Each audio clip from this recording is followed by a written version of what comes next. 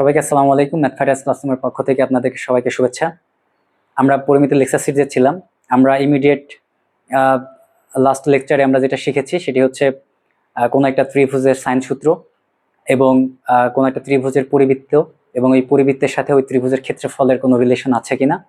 Basically আমরা ত্রিভুজের পরিবৃত্তের ব্যাসার্ধ এবং ওই ব্যাসার্ধের সাথে ওই ত্রিভুজ ক্ষেত্রের ক্ষেত্রফল নিয়ে অ্যানালাইসিস করেছি এবং তার আগের লেকচারে আমরা বৃত্ত কি, বৃত্তের সংজ্ঞা এবং বৃত্ত সংক্রান্ত কিছু বেসিক কনসেপ্ট সম্পর্কে আমরা অবগত হয়েছি এবং বৃত্ত নিয়ে কিছু আমরা থিওরাম বা উপপাদ্য পড়েছি।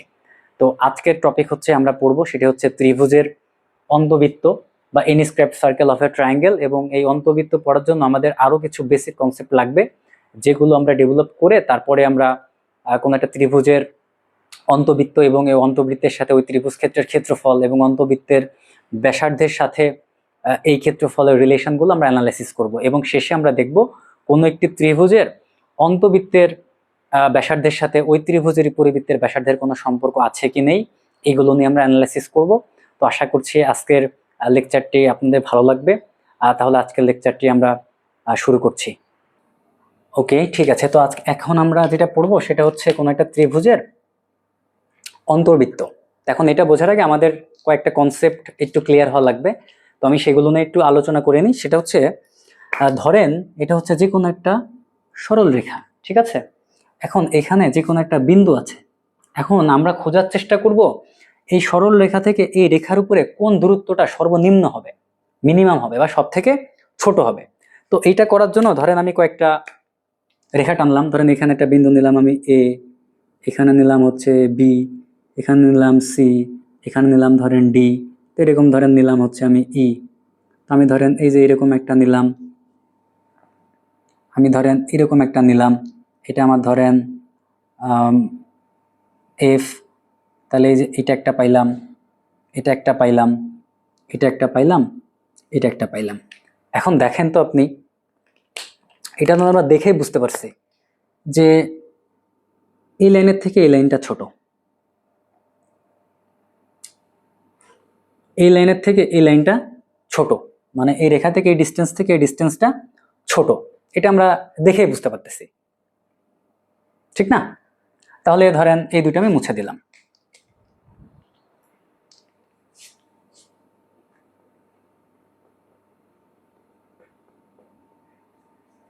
আমি এটা মুছে দিলাম।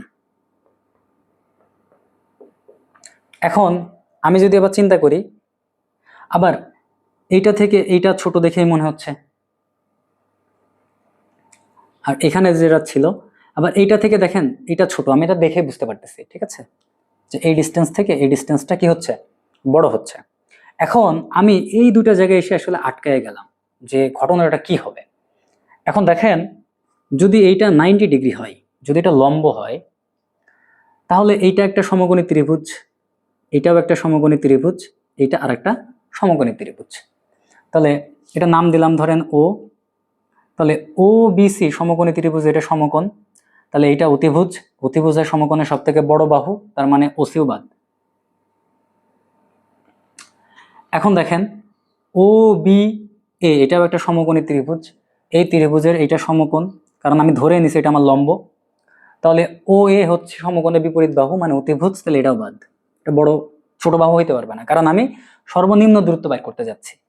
এখন দেখেন এটাও একটা সমকোণী ত্রিভুজ, তাহলে এখানে বোঝা যাচ্ছে এই ত্রিভুজের ও এফটা কি আমার অতিভুজ, কারণ সমকোণের বিপরীত বাহু, তার মানে এইটা জীবনেও ওবি থেকে ছোট হইতে পারবে না। তার মানে এইটা, তার মানে এটা যদি ওবির ইকুয়াল হয়ে যায় তখন ইকুয়াল হবে। তার মানে আমরা বুঝলাম কোন একটা বিন্দু থেকে কোন একটা রেখার অনেকগুলো দূরত্ব সম্ভব, এর মধ্যে লম্ব দূরত্বটা হবে সর্বনিম্ন। তাহলে এই ব্যাপারটুকু আমরা বুঝে গেলাম। এখন এই কনসেপ্টটা কাজে লাগবে। কিভাবে কাজে লাগবে? আমরা ধরেন কোন একটা বৃত্ত আছে, ঠিক আছে, ওই বৃত্ত যদি কোনো একটা সরল রেখা এরকম করে ছেদ করে যায় তাকে বলা হয় ছেদক বা সেকেন্ড, ঠিক আছে। এখন এই সেকেন্ডের কিন্তু আমরা দৈর্ঘ্য চাইলে বের করতে পারি। আমরা কি করে বের করতে পারি? ধরেন এটা তো কেন্দ্র, আমরা যদি এটার ব্যাসার্ধ জানি আর এই যে এই লম্ব দূরত্বের দৈর্ঘ্যটা যদি জানি, তাহলেই আমরা এই সেকেন্ডের এ বি এর দৈর্ঘ্যটা আমরা বের করে ফেলতে পারবো। এবং এই জিনিসটা এসএসসি এইচএসসি-তে খুবই কাজে লাগে। এখান থেকে অনেক সময় এমসিকিউ কোশ্চেন হয়, সিকিউও হইতে পারে। তো এখন ধরেন এই রেডিয়াসটা আপনি জানেন আর, এটাও রেডিয়াস, এটাও কত আর, আর ওডি ইজিক্যাল টু ডি ধরেন আপনি বের করে নিয়েছেন বা পরীক্ষাতে দেওয়া আছে কোনোভাবে আপনি জানেন। তাহলে আপনি দেখেন এখানে ও এডি একটা সমকোণী ত্রিভুজ আর ও ডিবি আর একটা সমকোণী ত্রিভুজ, যার অতিভুজ ইকুয়াল আর একটা কমন সাইড সমকোণ। তার মানে ও এডি আর ও ডিবি এই দুইটা হয়ে গেল আমার কনগ্রুয়েন্স বা কি বলে সর্বসম। তাহলে দেখেন তো এই যে এডি আর বিডি কি হয়ে গেছে, ইকুয়াল হয়ে গেছে। তার মানে ডিটা অবশ্যই এবি এর মিড পয়েন্ট হবে বা মধ্যবিন্দু হবে। তার মানে কি দাঁড়ালো, যদি আমার যে কোনো এবি জ্যা হয়, আমি যদি কেন্দ্র থেকে ওই জ্যায়ের উপরে লম্ব টানতে পারি বা পারপেন্ডিকুলার টানতে পারি, তাহলে সেইটা ওই জ্যাকে সমান দুই ভাগে ভাগ করে বা বাইসেক্ট করবেই করবে, এটা নিশ্চিত। তাহলে এডি ইজ ইকুয়াল টু বিডি। তাহলে এখন দেখেন আপনি কিন্তু এই সমকোণী ত্রিভুজ অথবা এই সমকোণী ত্রিভুজ যেটাই নেন না কেন, সেখানে আপনি পিথাগোরাসের থিওরাম অ্যাপ্লাই করে আপনি বলতে পারেন যে আমার AD square plus OD square is equal to OA square. এখন এডি স্কোয়ারকে বা আপনি এডিকে লিখতে পারেন root over OA square minus OD square. OA মানে কি ভাই, সেটা হচ্ছে বৃত্তের ব্যাসার্ধ যেটা দেওয়া আছে আর স্কোয়ার। ওডি মানে লম্ব দূরত্বটা আপনার দেওয়া আছে বা আপনি বাইর করছেন এইটা। তাহলে এখন দেখেন আপনার তো লাগবে এই জায়ের দৈর্ঘ্য বা এই সেকেন্ড লাইনের দৈর্ঘ্য, সেটা কি আমার এবি। তাহলে দেখেন এবি মানে অবশ্যই টু এডি অথবা টু বিডি, কারণ ডি বিন্দুটা এবি এর মাঝখানে আছে বা অর্ধেক। তাই এটাকে লেখা যায় টু ইন্টু রুট ওভার আর স্কোয়ার মাইনাস ডি স্কোয়ার। আপনারা এই কনসেপ্টটাও বুঝলেন। তাহলে এখন আপনার এখান থেকে প্রশ্ন কি আসতে পারে, আপনার প্রশ্ন আসতে পারে যে ধরেন এই যে আর এর ভ্যালু ধরেন 10 সেন্টিমিটার দেওয়া আছে, আর এর ভ্যালু 10 সেন্টিমিটার দিয়ে আপনাকে কোশ্চেন করতে পারে যে ধরেন এই ভ্যালুটাও ধরেন সাপোজ দেওয়া আছে, এক্স এর মাধ্যমে দেওয়া থাকতে পারে, ধরেন এক্স মাইনাস টু বা সামথিং কিছু একটা দেওয়া থাকতে পারে। এটা যদি এক্স মাইনাস টু হয় তাহলে তার মানে এটুকু যদি এক্স মাইনাস টু হয় তাহলে এইটা হবে কিন্তু আপনি বুঝতেছেন সেটা হচ্ছে 10 মাইনাস এক্স মাইনাস টু বা এরকম আপনি চাইলে ব্যাসার্ধ হিসেবে চিন্তা করতে পারেন, কিন্তু ওটা আপনার লাগবে না। এখন আপনি ধরেন যে আপনাকে আসলে এই ভ্যালুটা দেওয়া আছে, এটা এক্স মাইনাস টু না দিয়ে এটা ধরেন দেওয়া আছে, কোনোভাবে দেওয়া আছে ধরেন কত হতে পারে, এটা যেহেতু 10 স্কোয়ার, এটা ধরেন আপনাকে দেওয়া আছে হচ্ছে 8। তাহলে এটা যদি 8 হয় তাহলে আপনি কিন্তু এটা সুন্দর মতো বের করতে পারবেন। তখন 10 স্কোয়ার মাইনাস 8 স্কোয়ার মানে এটা আসবে হচ্ছে আপনার 36, এর উপর রুট করেন তাহলে আসবে 6, কারণ লেন্থ নেগেটিভ হয় না। আর তার মানে 2 ইন্টু 6, কারণ এটা ডাবল, তখন আপনি এটা বের করে ফেলতে পারবেন। তো এখান থেকে এরকম এমসিকিউ আপনার হতে পারে বা আরও কিছু কন্ডিশন দিয়ে দিবে, যেগুলো আপনি জানেন ওইগুলো অ্যাপ্লাই করে বের করবেন। এখন আমরা আরেকটা জিনিস শিখবো, সেটা হচ্ছে কোন একটা বৃত্তের ট্যানজেন্ট বা স্পর্শক ব্যাপারটা কি। এখন এগুলো বলতেছি কারণ এগুলো আসলে ওই আপনি যখন অন্তবৃত্ত পড়বেন তখন এগুলো কাজে লাগবে। তাহলে এখন স্পর্শকের সংজ্ঞাই হচ্ছে কোন একটা বৃত্তের একটা পয়েন্টকে টাচ করে যে রেখাটা যাবে তখন তাকে বলবো আমরা স্পর্শক। তার মানে ধরেন এইটা হচ্ছে ছিল আমার একটা ছেদক, এইটাও ছেদক, এইটাও ছেদক। এখন এই ছেদকটা যখন একটা পয়েন্টে টাচ করবে কোনো বৃত্তকে তখন ওই ছেদকের নাম হয়ে যাবে স্পর্শক। ঠিক আছে, তাহলে স্পর্শক জিনিসটা আমরা বুঝলাম। এখন আমাদের একটা লজিক বুঝতে হবে। আমরা যে আগে বলে আসলাম কোন একটা বিন্দু থেকে সর্বনিম্ন দূরত্বটা সবসময় লম্ব দূরত্ব হয়, এখন এই স্পর্শকের ক্ষেত্রে এই ব্যাপারটা আপনার কাজে লাগবে। কিভাবে কাজে লাগে দেখেন, ধরেন এই যে আমার এইটা হচ্ছে আমার স্পর্শক, তাহলে এই বিন্দুটা কিন্তু বৃত্তের উপরেও আছে সরল রেখার উপরেও আছে। এই বৃত্তের কেন্দ্র ও এই স্পর্শকটা মনে করলাম এটি, এই বিন্দুটা হচ্ছে স্পর্শ বিন্দু। তাহলে এইটা যদি মনে করেন বি হয় তাহলে ও বিও যা ওয়েও কিন্তু তাই, এটাও রেডিয়াস এটাও রেডিয়াস। এখন দেখেন এই বিন্দুটা কিন্তু একটা বিন্দুই আছে যে কিনা বৃত্ত এবং এই সরলরেখার উপরে কমন। এই বিন্দুটাও কিন্তু বাইরে, এই বিন্দুটাও কিন্তু বাইরে, এই বিন্দুটাও বাইরে, এই বিন্দুটাও বৃত্তের বাইরে। তার মানে এই বৃত্তের বাইরের যেহেতু বিন্দু, তার মানে দেখেন তাহলে এইটা তো বাইরের বিন্দু, তাহলে এইটা নিয়ে তো আমার চিন্তা করার কিছুই নাই। কিন্তু দেখেন এই বিন্দুগুলোর মধ্যে আপনি যদি কম্পেয়ার করেন, আপনার সর্বনিম্ন দূরত্বটাই কি এটা না, কারণ এটা বৃত্তকে টাচ করছে, কারণ এইটা বৃত্তের বাইরে মানে কি, এটা নাম ধরেন দিলাম আমি ধরেন সি, এটা নাম ধরেন দিলাম ডি, এটা নাম ধরেন এফ, এটা কিউ, এটা মনে করেন কিছু একটা জেড। এখন দেখেন এ ও জেড কিন্তু বৃত্তের বাইরে, তার মানে এইটুকু ব্যাসার্ধ, এটা ব্যাসার্ধের থেকে কিন্তু বেশি। ও কিউ যেহেতু বৃত্তের বাইরে, তাহলে ব্যাসার্ধ থেকে বড়, কারণ ব্যাসার্ধের সমান বিন্দুগুলা এটার উপরে আছে, আর ব্যাসার্ধ থেকে বড় মানে কি বৃত্তের বাইরে আছে, আর ব্যাসার্ধ থেকে ছোট বিন্দুগুলো বৃত্তের ভিতরে আছে। তাইলে ও জেডটা ব্যাসার্ধ থেকে বড় মানে বাইরে, ও কিউ বাইরে, ও এফ বাইরে, ও সি বাইরে, ও ডি বাইরে, খালি ও এ বৃত্তের উপরে আছে যেটা ব্যাসার্ধের সমান। আবার একটু আগে এবার চিন্তা করেন, ধরেন বৃত্তটা নাই, তাহলে এই একটা বিন্দু থেকে এই সরল রেখার উপরে এতগুলা বিন্দু না, এর মধ্যে সব থেকে ছোট বিন্দুটা কি আমার ও এ, যেটা স্পর্শ করছে। আর আমরা একটু আগে পড়ে আসলাম সর্বনিম্ন যে দূরত্বটা হয় সেটা লম্ব দূরত্ব হতে হয়, তার মানে এটা অবশ্যই 90 ডিগ্রি হবে। তার মানে আমরা বুঝলাম বৃত্তের স্পর্শকের সাথে ওই বৃত্তের কেন্দ্র দিয়ে যে ব্যাসার্ধতা যায় বা যেই ডায়ামিটারটা যায় সেইটা স্পর্শকের উপরে লম্ব হয়। তার মানে বৃত্তের কেন্দ্রের সাথে স্পর্শক 90 ডিগ্রি অ্যাঙ্গেলে থাকে। কিভাবে থাকে? বৃত্তের কেন্দ্র দিয়ে যেই ব্যাসার্ধটা স্পর্শ বিন্দুতে টাচ করবে সেইটা 90 ডিগ্রি হবে বা লম্ব হবে। তার মানে এটুকু আমরা বুঝে গেলাম যে স্পর্শক আর ওই স্পর্শ বিন্দু দিয়ে যে ব্যাসার্ধতা যায় তারা পরস্পর লম্ব হবে। তাহলে এইটুকু আমরা বুঝে গেলাম। এখন আমরা যেটা দেখব, তাহলে কোন একটা ত্রিভুজের অন্তবৃত্ত কি করে আঁকতে হয়। ঠিক আছে, তাহলে অন্তবৃত্ত হচ্ছে, আগে অন্তবৃত্ত দেখি, তারপরে আমরা চিন্তা করব অন্তবৃত্তটা কিভাবে আঁকতে হয়। তো ধরেন এইটা হচ্ছে একটা ত্রিভুজ, অন্তবৃত্ত মানে হচ্ছে এবিসি।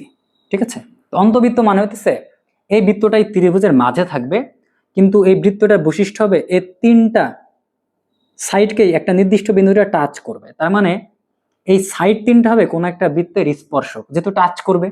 তার মানে ধরেন যে এই টাইপের কোন একটা বৃত্ত নিয়ে আমরা ডিসকাশন করতেছি, যেটা কিনা আমরা অন্তবৃত্ত, যদি এটা বৃত্ত হয় না, কিছুই হয় না, কিন্তু ধরে নেন এরকমই আর কি বৃত্ত, শুধুমাত্র একটা বিন্দুতে তারা কি করবে, টাচ করবে। তার মানে এই এবি সাইডটাও এই বৃত্তের জন্য কি হবে, একটা স্পর্শক, এটাও স্পর্শক, এটাও কি হবে, স্পর্শক। এখন এটা কিভাবে আঁকা যায় এটা নিয়ে একটু কথা যদি বলতে যাই, তাহলে এইটা আঁকতে হলে যেটা করতে হয় সেটা হচ্ছে কোন একটা ত্রিভুজের যে কোনো দুইটা কোণকে সমান দুই ভাগে ভাগ করতে হয়। এখন কোণ কিভাবে সমান দুই ভাগে ভাগ করতে হয়, যদি এটা কনস্ট্রাকশন বা সম্পাদ্যের পড়া তারপরে বলে দিই, কারণ এগুলো বোর্ড পরীক্ষাতে আসে, প্রচুর আসে, বিভিন্ন জায়গাতে আসে, লিখিত পরীক্ষা টরীক্ষাতেও কাজে লাগতে পারে। এখন দেখেন কোণকে ভাগ করার নিয়ম হচ্ছে, ধরেন এই যে আমি আঁকলাম, তো এই যে এইটুকুর ইকুয়াল আমি আর্ক নেব, এখান থেকে নেব, নিয়ে সমান দুই ভাগে ভাগ করে ফেলবো। তো মনে করেন এই যে আমি এটাকে সমান, সাপোজ মনে করেন এই যে দুই ভাগে ভাগ করলাম, এই কোণটাকে ধরেন আমি সমান দুই ভাগে ভাগ করে ফেললাম, এরা এই পয়েন্টে মনে করেন মিলিত হইল। এবার কাজ হবে এই মিলন বিন্দু থেকে এই রেখার উপরে আমি একটা লম্ব টানবো। এই লম্ব টানার আমার নিয়ম কি? নিয়ম হচ্ছে এই যে এই দূরত্ব না, মানে নিয়ম হচ্ছে ধরেন এই যে এই দূরত্ব অথবা এই দূরত্ব, বা ধরেন এই যে আর কি মোটামুটি এরকম একটা দূরত্ব নিব, এখানে কাটবো, এখানে কাটবো, এই যে এই মাথা থেকে নিব, এই মাথা থেকে নেব, মানে মেন কথা হচ্ছে এটার নিয়ম হচ্ছে অর্ধেকের বেশি নেবেন আপনি, নিয়ে এই বিন্দু থেকে টানবেন, কাটবেন, এখান থেকে কাটবেন, কেটে এখান থেকে সেম জিনিস কাটবেন, এখান থেকে সেম জিনিস কাটবেন, কেটে যোগ করে দিবেন। তাহলে ধরেন আমি পাইলাম, এটা আঁকলাম, আমি সেম এখান থেকেও একটা লম্ব আঁকবো, আঁকলাম, সেম আমি এখান থেকে একটা কি টানবো, লম্ব টানবো। এবার লম্ব টানলে দেখা যাবে এই যে এই দূরত্বটা, এই দূরত্বটা, এই দূরত্বটা ইকুয়াল হবে, এবং এই দুইটা কোণের বাইসেক্টর বা কোণের সমাধিসংগ্রহ রেখা এই বিন্দুতে মিলিত হয়েছিল, এইটা হবে ওই বৃত্তের কেন্দ্র। আর এই লম্বগুলো ইকুয়াল হবে, এইগুলো হবে ব্যাসার্ধ। তার মানে দেখেন আপনি কিন্তু কেন্দ্র আর ব্যাসার্ধ পেয়ে গেছেন, মানে বৃত্ত খেলতে পারবেন। তার মানে এইটাই হবে আপনার সেই বৃত্তটা, অন্তবৃত্তটা। তাহলে অন্তবৃত্ত আঁকার প্রসেস আপনি বুঝে গেছেন, এবং এখান থেকে খুব সুন্দর করে প্রমাণ করা যায় যে এই যে এইগুলা আসলে ইকুয়াল হবে। কারণ হচ্ছে ধরেন এই যে এই কোণ আর এই কোণ কি ইকুয়াল, কোণ যদি ইকুয়াল হয় তাহলে বিপরীত বাহুগুলো আসলে কি হয়, ইকুয়াল হয়। আর এটা তো আমার কি কমন সাইড, এটা আমার কমন সাইড না, আর এখান থেকে আমি আলটিমেটলি কি টানছি, লম্ব টানছি। তার মানে এরা কনগ্রুয়েন্ট হয়, এরকম করে আসলে এগুলো আপনি দেখাই ফেলতে পারবেন, চিন্তা ভাবনা করলেই বুঝতে পারবেন। তাহলে এখন আমরা এই পরিবৃত্তের সাথে ওই পরিবৃত্তের যে ত্রিভুজ ছিল মেইন, এই ত্রিভুজের ক্ষেত্রফলের সাথে আমরা একটু রিলেশন দাঁড়ি করার চেষ্টা করি। তাহলে পরিবৃত্ত ব্যাপারটা আমরা বুঝতে পারলাম। তাহলে এখন একটা পরিবৃত্ত না, এটা হচ্ছে অন্তর্বৃত্ত।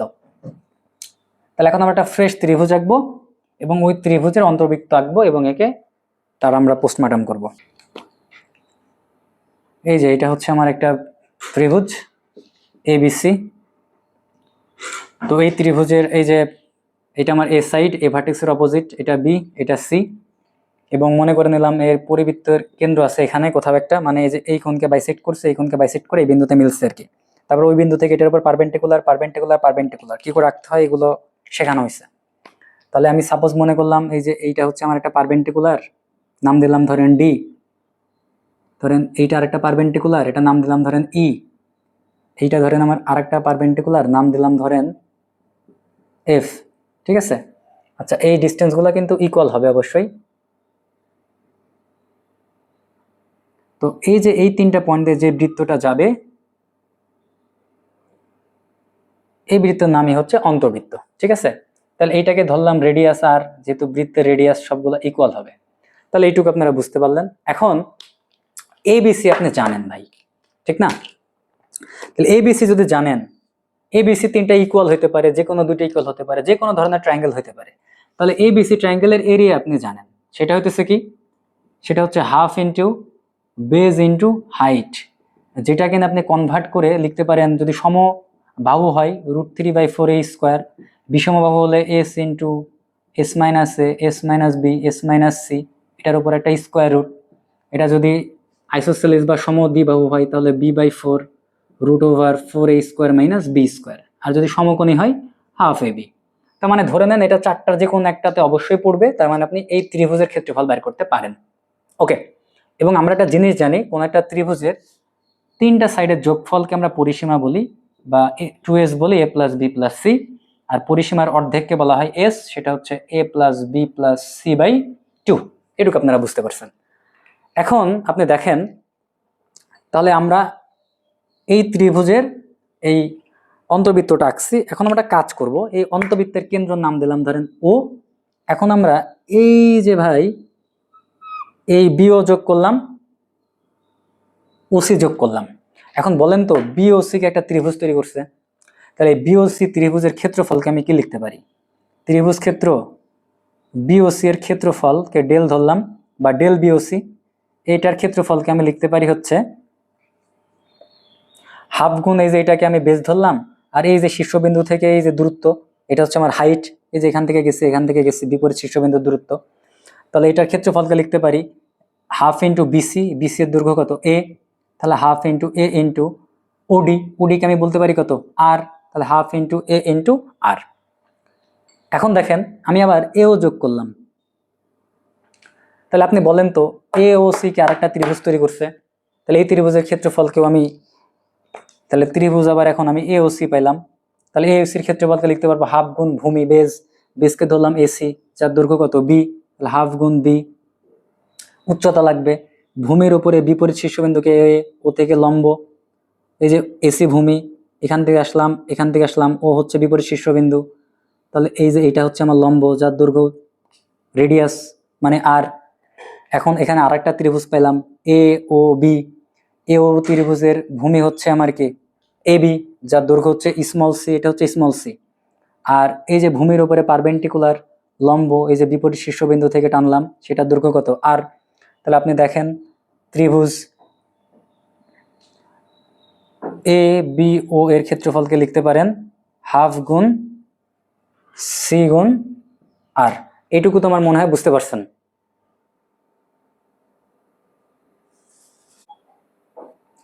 আচ্ছা, এখন আপনি একটু খেয়াল করলে বুঝতে পারবেন এই ত্রিভুজ এ বি সি এর ক্ষেত্রফল মানে কি, মানে হচ্ছে এই টোটাল জায়গাটা। এখন এই টোটাল জায়গাটা কিন্তু এই যে এই বিওসি মানে এই ত্রিভুজটুকু, এওসি মানে এই যে এই ত্রিভুজটুকু, এ বিও মানে এই ত্রিভুজটুকু, এই তিনটা ত্রিভুজ ক্ষেত্রের যোগফল আকারেও কিন্তু লেখা যায়। তার মানে এই টোটাল ক্ষেত্রফল মানে হচ্ছে এই তিনটা জিনিসের যোগফলের ক্ষেত্রফল। এটুকু আপনারা বুঝতে পারছেন। তো যদি এটুকু বুঝে থাকেন তাহলে আমি এই যে এই পার্টটুকু মুছে দিলাম। আর এখানে এই যে এই বাম পাশের ডেল মানে কি এই মেন ত্রিভুজের ক্ষেত্রফল। এখন মেন ত্রিভুজটা যদি সমদ্বিবাহু হয় তাহলে এই যে এই ফর্মুলা অ্যাপ্লাই হবে। এটা যদি সমবাহু হয় বা ইকুইল্যাটারাল হয় এই যে এই ফর্মুলা অ্যাপ্লাই হবে। এই মেন ত্রিভুজটা যদি আপনার বিষমবাহু ত্রিভুজ হয় তাহলে এই যে এই ফর্মুলাটা অ্যাপ্লাই হবে। আর এইটা যদি সমকোণী হয় তাহলে এই ফর্মুলাটা অ্যাপ্লাই হবে। তাহলে মেন ডেল বের করতে আমরা পারবো। এখন আমরা দেখলাম এই মেন ত্রিভুজের ক্ষেত্রফল এই ছোট ছোট তিনটা ত্রিভুজ ক্ষেত্রের ক্ষেত্রফলের যোগফলের সমান। তাহলে এই ক্ষেত্রফলের ফর্মুলা, এই ফর্মুলাগুলোতে আমি এই ডেল বের করব। আর ডেলের ডান সাইডটাকে দেখেন আমি এই তিনটা যোগফল আকারে লিখতে পারি। তাহলে এটুকু মুছে দিলাম, মুছে দিয়ে তাহলে এই ডেলের ডান সাইডকে আমি কি লিখতে পারি, ডেল মানে, আবার ডেলটাকে ক্লিয়ার করি, ডেল মানে টোটাল এবিসি এর ক্ষেত্রফল।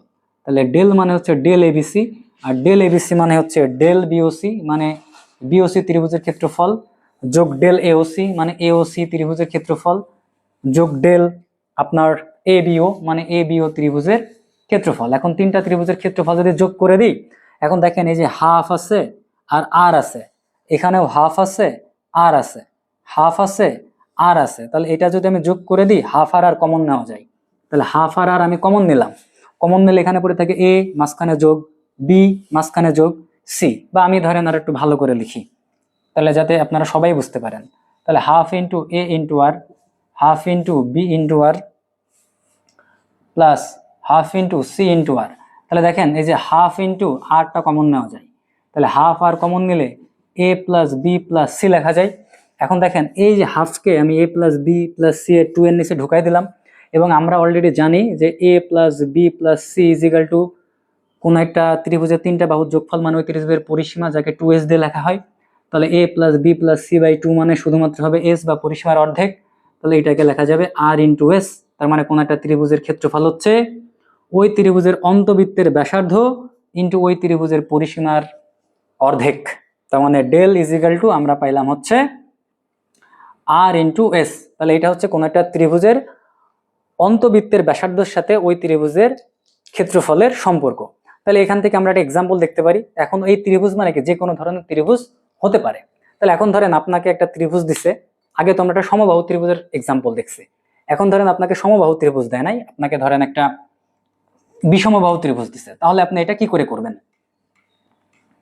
তাহলে এখন ধরেন আপনাকে একটা এক্সাম্পল দিছে এরকম, আপনার এক্সাম্পলটা হচ্ছে কোন একটা বিষমবাহু ত্রিভুজ আছে, এই যে এটা একটা বিষমবাহু ত্রিভুজ, এই ত্রিভুজে ধরেন একটা বাহু বললো এটা এ বি সি, এটা ধরেন আপনাকে বললো যে মানে কেউ ইকুয়াল না, এটা ধরেন বললো যে 5, এটা ধরেন বললো 6, এটা ধরেন বললো 7, তাহলে 7 5 12, 6 থেকে বড় বড় বড়, এটা বড়, যে কোনো দুইটা যোগফল 3 নম্বর সাইড থেকে বড়। তাহলে এখন বললো যে এই ত্রিভুজের যে অন্তর্বৃত্ত হয় সেই অন্তর্বৃত্তের ব্যাসার্ধ বের করো বা অন্তর্বৃত্তের ক্ষেত্রফল বের করো। অন্তর্বৃত্তের ব্যাসার্ধ বের করতে হলে ফর্মুলা কি, মেন ত্রিভুজের ক্ষেত্রফল মানে del ABC is equal to এই অন্তর্বৃত্তের ব্যাসার্ধ আর ইন্টু মেন ত্রিভুজের পরিসীমার অর্ধেক। তাহলে মেন ত্রিভুজের পরিসীমার অর্ধেক এস কি হবে, তিনটা বাহুর যোগফল ডিভাইডেড বাই কত 2, তাহলে 5 আর 6 কত 11, 11 আর 7 কত 18, 18কে 2 দিয়ে ভাগ করলে কত হবে 9। আর এই ত্রিভুজের ক্ষেত্রফল বের করবেন কিভাবে, এই ত্রিভুজের ক্ষেত্রফলের ফর্মুলা লিখবেন root over S into S minus A S minus B S minus C is equal to R into S. R S এর ভ্যালু আপনি বের করে ফেলছেন 9 into 9 minus 5 9 minus 6 9 minus 7 is equal to R into 9। তাহলে এখন এইটা আপনি calculation করে ফেলবেন, ক্যালকুলেশন করলে কি আসবে 9 ইন্টু 5 থেকে 9 থেকে 5 বাদ দিলে 4, 9 থেকে 6 বাদ দিলে 3, এখানে থাকে 2, এটা হচ্ছে আর ইন্টু 9। তাহলে এখন এটা যদি আপনি ক্যালকুলেশন করেন তাহলে কি আসতে পারে, 3 4 12, 12 দোকানে 24, ঠিক আছে। তো এটাকে আপনি রুট যেহেতু আছে তাহলে রুট 9কে 3 লিখতে পারেন, আর রুট 24কে আপনি লিখতে পারেন হচ্ছে কি লেখা যায় 4 গুণ 6 মানে 2 রুট 6, আর এখান বাই 9, এই যে 9 বাম পাকে আসলো ইজিক্যাল টু কত আর। তার মানে আপনি এই যে আর এর ভ্যালু পেয়ে গেছেন। তাইলে যদি আপনাকে বলে যে এই পরিবৃত্ত এই কি বলে অন্তবৃত্তটার ক্ষেত্রফল কত, তাহলে এটার ক্ষেত্রফল হবে পাই ইন্টু আর স্কোয়ার, মানে এই যে এটার স্কোয়ার করবেন, এটার সাথে একটা পাই মাল্টিপ্লাই করবেন, তাহলে আপনি ক্ষেত্রফল পেয়ে গেলেন। তাহলে এটা বুঝে গেলেন। তাহলে এখন দেখেন, এখন আমরা দেখবো যে একই ত্রিভুজের অন্তবৃত্তের যেই কি বলে ব্যাসার্ধ আর ওই ত্রিভুজই পরিবৃত্তের ব্যাসার্ধের কোনো সম্পর্ক কি তাহলে আমরা ডেভেলপ করতে পারি? অবশ্যই পারি। তাহলে সেটা আমরা এখন কি করে করি দেখেন। তাহলে এটুকু মুছে দিলাম। তাহলে এইটা পড়ার মাধ্যমেই আসলে আমাদের পড়া শেষ হয়ে যাবে। আসলে ভিডিওটা অনেক বড় হয়ে গেছে, যার জন্য যেটা করব সেটা হচ্ছে এই ভিডিওটাই আপনারা দুইটা পার্টে দেখতে পারবেন। অর্ধেক অংশ পার্ট 1-এ থাকবে এই সেম ভিডিওটারই, আর এই অংশটা মানে পরের পার্টে আপনারা দেখবেন আর কি, দেখতেছেন। তাইলে এখন আমরা একটু দেখি, ধরেন একটা বৃত্ত আছে, একটা ত্রিভুজ আছে, নাম দিলাম এবিসি।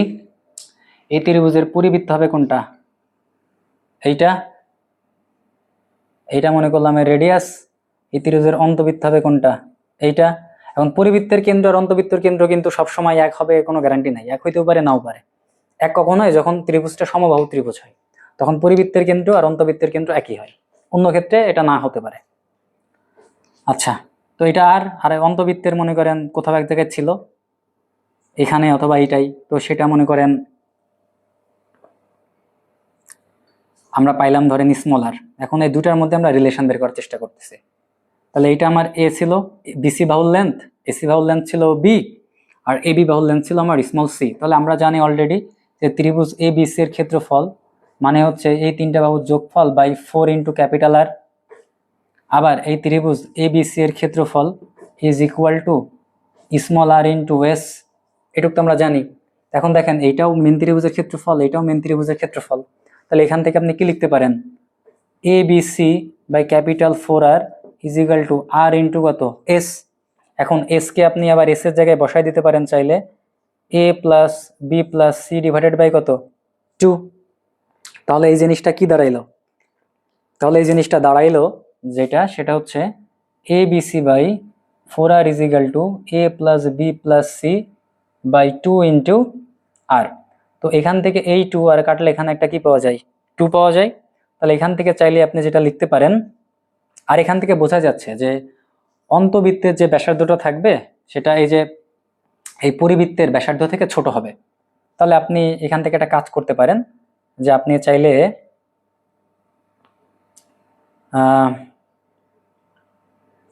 এখান থেকে এই যে স্মল আরটাকে লিখতে পারেন, যে স্মল আরটা হচ্ছে a b c by a plus b plus c into,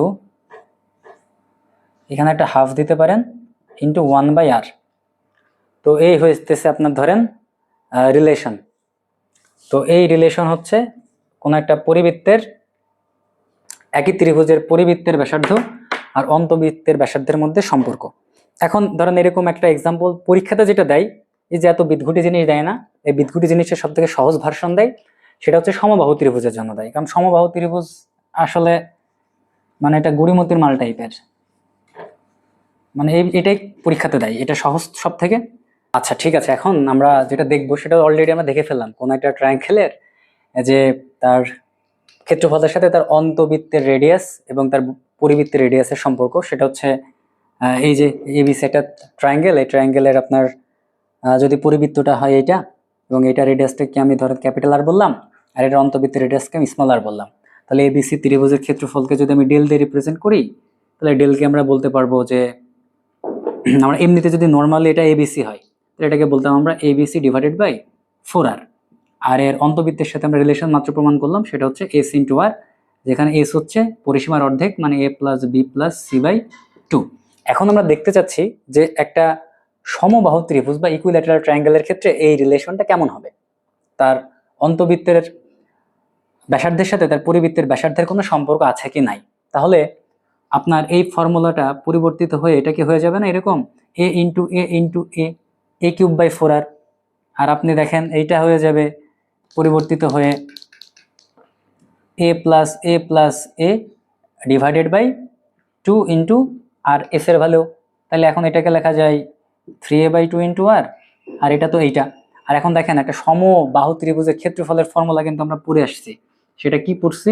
সেটা হচ্ছে √3/4 a স্কোয়ার, মানে এই যে এই ডেলের ভ্যালু আমি এটা বসাই দিলাম। সিমিলারলি এইটার জন্য আমি বসাই দিতে পারি কি √3/4 a স্কোয়ার। এখন দেখেন তার মানে এই যে এখানেও কি হবে √3/4 a স্কোয়ার, এটা হচ্ছে 4। তাহলে এখন দেখেন এখানে এই যে এই a স্কোয়ার আর এটা কিন্তু কেটে যাচ্ছে, ঠিক আছে? আর এখানে এই এটা আর a স্কোয়ার একটা কেটে যাচ্ছে, ঠিক আছে? তাহলে এখন আমরা এখান থেকে আগে কিছু একটা জেনারেট করে আনি। এখানে কি কি আছে দেখেন, এখানে হচ্ছে ত্রিভুজের বাহু আছে এবং তার পরিবৃত্তের ব্যাসার্ধ আছে। ক্ষেত্রফল থেকে a স্কোয়ার এটা কেটে গেছে, এরপরে থাকতেছে এই যে এই 4 কাটা। তাহলে দেখেন a ইজিক্যাল টু এখান থেকে লেখা যায় √3r, যেটা আমরা এর আগে প্রমাণ করে আসছি তার মানে পরিবৃত্তের জন্য লিখতে পারি a ইজিক্যাল টু √3 আর কোন একটা সমবাহু ত্রিভুজের জন্য। এখন অন্তবৃত্তের জন্য কি লিখতে পারি ভাই? দেখেন এখানে 4 আছে, এই যে এই 2 আর এই 2 কাটলে এখানে একটা 2 থাকে, আর এই যে √3 আর এখানে 3 কাটলে এখানে একটা √3 থাকে। ঠিক আছে, তাহলে এখান থেকে কি হচ্ছে দেখেন, এখান থেকে আমরা পাচ্ছি √3 into r is equal two a/2, বা a ইজিক্যাল টু পাচ্ছি আমরা 2√3 ইন্টু r। তার মানে এখান থেকে আবার পাইলাম আমরা অন্তবৃত্তের জন্য a is equal to 2√3 into r। দেখেন এও কোন একটা সমবাহু ত্রিভুজের বাহুর দৈর্ঘ্য ছিল, এটা বাহুর দৈর্ঘ্য ছিল, তার মানে আলটিমেটলি এই দুইটা লাইন কি ইকুয়াল। তাহলে এখান থেকে আপনি কি লিখতে পারবেন? √3r ইজিক্যাল টু 2√3 ইন্টু কত r, এই যে √3 মোকাবেলা, তাহলে r ইজিক্যাল টু পাইলাম আমরা 2 ইন্টু স্মল r। তার মানে কি দাঁড়াইলো, কোন একটা সমবাহু ত্রিভুজের পরিবৃত্তের ব্যাসার্ধ হবে বা সার্কাম সার্কেলের রেডিয়াস হবে তার অন্তবৃত্তের ব্যাসার্ধের 2 গুণ, বা অন্তবৃত্তের ব্যাসার্ধের রেডিয়াসের টুয়াইস। তার মানে অন্তবৃত্তের ব্যাসার্ধ হবে পরিবৃত্তের ব্যাসার্ধের অর্ধেক। তো আমাদের আজকে আসলে এইটাই পড়ানোর ছিল। তো আজকের মতো আমরা এখানেই শেষ করছি। আল্লাহ হাফেজ, সবাইকে আসসালামু আলাইকুম।